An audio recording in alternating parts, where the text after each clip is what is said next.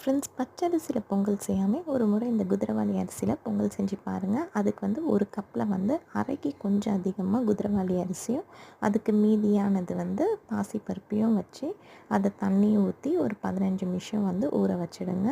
அதுக்கப்புறம் ஊறின அரிசியும் பாசிப்பருப்பையும் ஒரு குக்கரில் மாற்றிட்டு அது கூடவே கொஞ்சமாக நெய், அதுக்கப்புறம் தேவையான அளவு உப்பு போட்டு 1 கப் அரிசி பாசிப்பருப்புக்கு நம்ம 2.5 கப் தண்ணி ஊற்றி எல்லாத்தையுமே நல்லா மிக்ஸ் பண்ணி குக்கரை மூடி ஒரு 5 விசில் வச்சு எடுத்துக்கோங்க.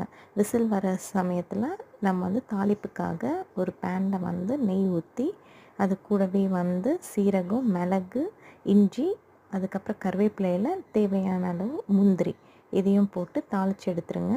இப்போ குக்கரில் விசில் அரிசியும் பருப்பும் நல்லா வெந்துடுச்சு. அதை நல்லா மிக்ஸ் பண்ணிவிட்டு நம்ம தாளித்து இருக்கிறதையும் போட்டு சேர்த்து கலந்து வச்சு சாப்பிட்டா சுவையான பொங்கல் தயார்.